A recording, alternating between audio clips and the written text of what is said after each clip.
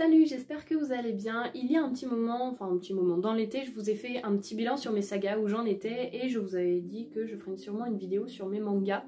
Donc là ça va pas être que où j'en suis dans mes sagas de manga, mais un petit peu toutes mes sagas de manga depuis la dernière vidéo que je vous en ai fait, où est-ce qu'on en est, parce que la première vidéo que je vous ai fait c'était finalement tout au début de ma chaîne où je vous présentais les différentes sagas. Alors je vous avoue que je ne l'ai pas re-regardé.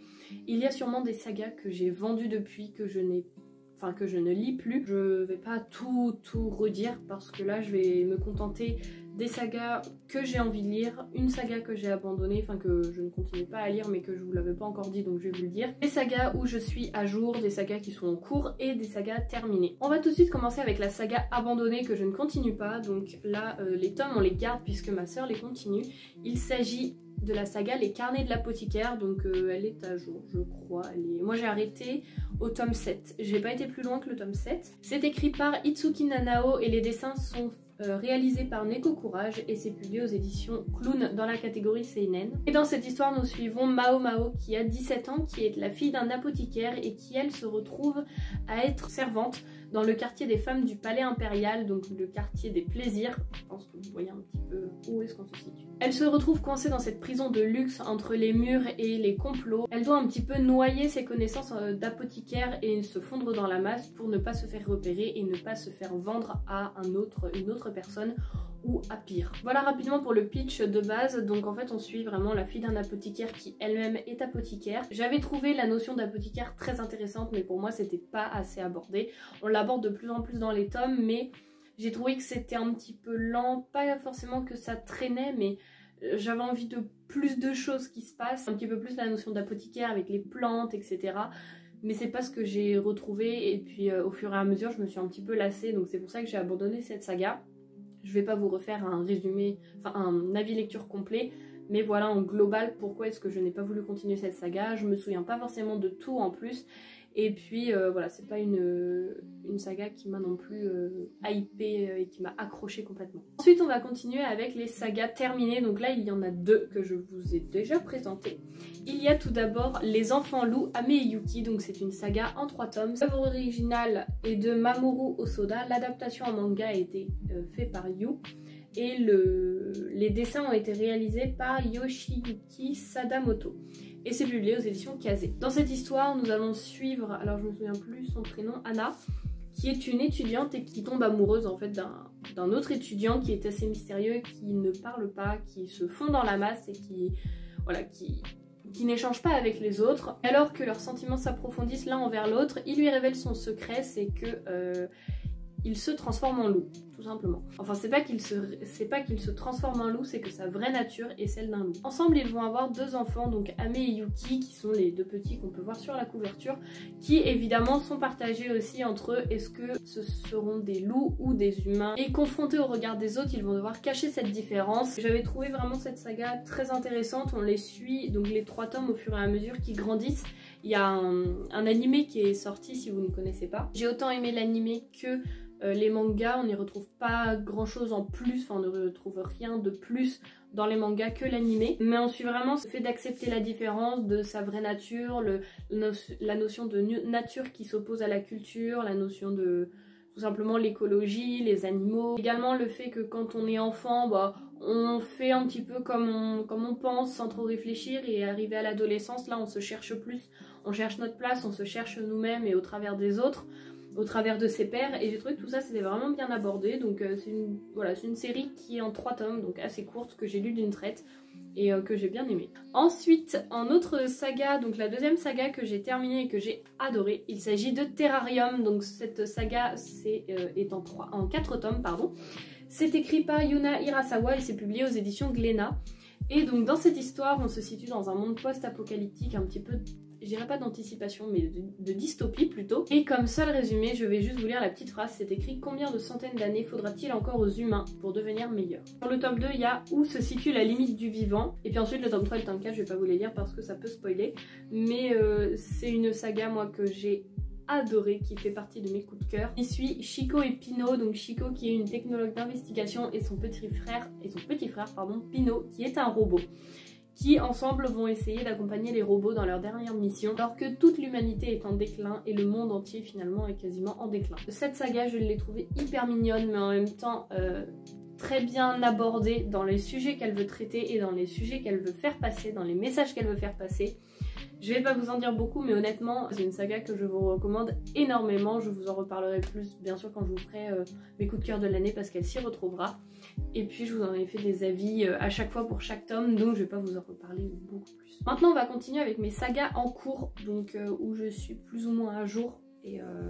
Et que je vais continuer. Il y a tout d'abord, je pense que ça vous étonne pas trop, je vous en ai pas parlé je vous en ai parlé il y a à peu près un mois. Il s'agit de Lonely World, donc le tome 1, 2 et 3. Pour le moment, il n'y a que ces 3 là de sortie. C'est écrit par Iwatobi Neko et c'est publié aux éditions Clown dans la catégorie Seinen. Ici, les 3 tomes sont sortis, j'ai lu les 3 tomes, j'adore, je trouve que dans le 3 en plus on aborde des dimensions encore plus importante et qui nous amène à réfléchir. Et pareil, je vais juste vous lire la petite phrase à la fin parce que vous voyez que le résumé est quand même très long. C'est entrer dans l'univers à la fois poétique et inquiétant de Lonely World où l'humanité a repoussé trop loin les limites de la science. Honnêtement, je trouve que dans ces deux-là, on est plus où ça plante un petit peu le décor, où on découvre les personnages, etc. Même s'il s'y passe quand même pas mal de choses. Mais dans celui-ci, ça me fait penser un petit peu à un livre que je vous ai pas encore présenté en avis lecture, je crois, c'est Créatures d'Apocalypse. Je vous le présente bientôt si ce n'est pas encore fait. Où là vraiment on est dans des sujets un petit peu d'actualité mais qui peuvent vraiment empirer suivant comment l'humain l'aborde et veut continuer à l'utiliser, on va dire. C'est une saga que je vous recommande à fond, que j'adore. Une saga qui date un petit peu plus puisque le tome 10 n'est pas encore sorti et sort je sais pas quand, et j'aimerais que ça traîne pas trop parce que je commence à oublier certaines choses, enfin commence à oublier pas forcément, mais disons que j'ai peur de trop me détacher après et de pas la continuer. Il s'agit de L'Atelier des Sorciers, voilà, donc moi j'ai les 9 tomes, c'est écrit par Kamome Shirahama et c'est publié aux éditions Pika. Et dans cette histoire nous suivons Coco qui est une petite fille qui a toujours été fascinée par la magie, mais seulement les magiciens peuvent en pratiquer et elle n'est pas une magicienne, enfin elle n'a pas le pouvoir et la possibilité d'en faire. Sauf qu'un jour un magicien arrive dans sa ville et pratique un sort, elle voit le magicien le faire et elle essaye de le reproduire, sauf qu'elle fait un sort de magie noire. C'est pas dit comme de la magie noire mais plutôt comme de la magie interdite et elle va provoquer un accident puisqu'elle va pétrifier sa mère, donc sans le faire exprès à la suite de cette magie. Et à ce moment-là le magicien lui dit il faut que je t'efface la mémoire parce que ce que tu te souviens, enfin que tu m'as vu en faire, etc. c'est pas possible. Donc il veut lui effacer la mémoire. Coco elle ne veut pas, elle a testé la magie, elle a toujours été passionnée par ça, elle a vu un magicien. Pour elle ce n'est pas possible de tout oublier, alors il lui dit sinon l'autre condition c'est que je t'emmène dans la petite école de magie, tu vas avoir un maître qui va t'apprendre la magie qui est autorisée finalement et qui peut aider à sauver ta mère. Et donc on suit un petit peu toute cette histoire donc avec Coco et puis les autres personnages qu'elle rencontre au fur et à mesure. Pour le moment c'est une saga que j'aime beaucoup mais que j'aimerais que ça sorte dans pas trop longtemps. Et ensuite une autre saga que je suis en train de suivre, cette fois-ci je ne suis pas à jour mais ça ne saurait tarder puisque je suis en retard d'un seul tome. Il s'agit de Shadow House, c'est écrit par Somato et c'est publié aux éditions Glénat. Je trouve que ce sont des mangas qui sont super jolis, j'aime beaucoup les couvertures avec les dorures, les couleurs, etc. Et donc pour vous faire un petit résumé, on suit ici la famille des Shadow qui forment une grande famille noble dont les membres n'ont pas de visage. En fait ce sont les maîtres qui n'ont pas de visage et pour pouvoir montrer leurs expressions, montrer leurs expressions du visage, leur façon de s'exprimer, etc., ce qu'ils ont à dire, ils prennent chacun une poupée qui leur ressemble. Donc là on va suivre Emiliko qui est la poupée de Kate, qui est son ombre maître. Emiliko a pour devoir finalement de montrer les expressions de Kate, de parler en même temps, quand Kate parle, elle va devoir l'imiter et faire les expressions, la joie, la colère, la tristesse, etc. Ils sont là pour interpréter leurs émotions. Et pour l'intrigue, c'est écrit dans l'étrange manoir des Shadows où l'on ne reçoit jamais de visiteurs, une voix de cristal danse aujourd'hui encore entre les dépôts de suie. C'est une saga que j'aime beaucoup et que j'ai envie de continuer. Mais je suis pas à jour tout simplement parce que je ne prends pas forcément le temps de lire le tome 8, ce qui ne saurait tarder je pense parce que ça se lit rapidement et puis j'ai très envie de le découvrir, mais voilà pour cette saga. Maintenant on va passer aux sagas que je n'ai pas commencé mais que je compte lire. Alors il y en a où il n'y a pas beaucoup de tomes et d'autres où Ah bah là on est plus sur beaucoup de tomes en fait. On va commencer avec une petite saga où je crois qu'il n'y a que 2 tomes de sortie. Je ne l'ai pas encore lu mais je l'ai parce que c'est ma soeur qui l'a acheté de base. Il s'agit de L'étrange Noël de Zéro, donc c'est inspiré du film de Tim Burton L'étrange Noël de Monsieur Jack. Et c'est écrit par Deji Milky et Kei Ishiyama. Pas trop comment on prononce, donc ici c'est le tome 1.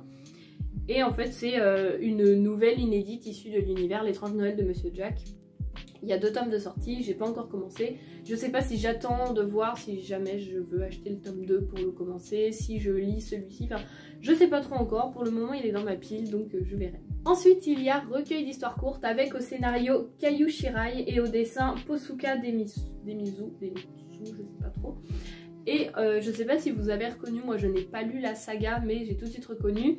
L'illustrateur c'est celui de The Promised Neverland, donc voilà pourquoi on l'a acheté, ce n'est pas moi mais je compte le lire puisque ce sont des petites histoires courtes et j'aime bien le graphisme, le dessin, donc je me dis que ça pouvait être sympa à découvrir. Ensuite j'ai également Mes voisins les esprits, donc le tome 1, le tome 2 et le tome 3. C'est une saga en 3 tomes. C'est écrit par Shirotori Ushio et c'est publié aux éditions Doki Doki.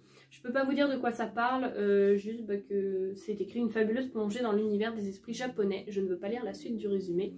Mais voilà, Mes voisins les esprits, j'ai trouvé que la couverture était très colorée, ça peut être sympa. Et une autre saga que je vais sûrement découvrir qui n'est pas du tout, mais alors pas du tout le style de saga que j'ai l'habitude de lire, mais qu'on m'a dit limite à me dire faut que tu la lises, sinon ça va pas le faire.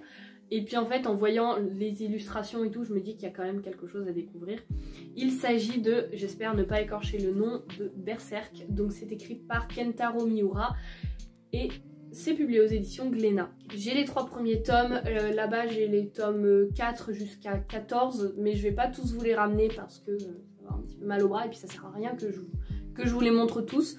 Je vous montre que les 3 premiers que j'ai mis on va dire dans le haut de ma pile à lire, dans les livres à lire en priorité. Je ne sais pas du tout de quoi ça parle, il n'y a pas de résumé et de toute façon je ne veux pas lire de résumé, je ne veux pas savoir, je veux me lancer comme ça sans rien savoir. Et puis voilà, du coup c'est tout ce que je peux vous dire pour celui-ci. Il y a en tout 41 tomes, donc c'est pour ça qu'on n'est pas sur mes petites sagas de 3 à 4 tomes. Là les 41 tomes sont sortis et j'ai pas commencé la saga, mais je me dis bon, je vais peut-être la découvrir petit à petit. Donc voilà pour ce qui est de cette vidéo, j'espère qu'elle vous aura plu. Ça fait quand même... Bon, moi je me dis que ça fait pas mal de sagas, mais en soi ça fait pas énormément quand je vois par exemple les sagas de ma soeur. Je me dis que là on est sur un autre niveau. Il y a quand même beaucoup plus et puis c'est des grosses sagas. En tout cas j'espère que cette vidéo vous aura plu, que ça vous aura permis de voir un petit peu mes sagas en cours, terminées, abandonnées, puis que je veux commencer à mettre un petit peu tout ça à jour.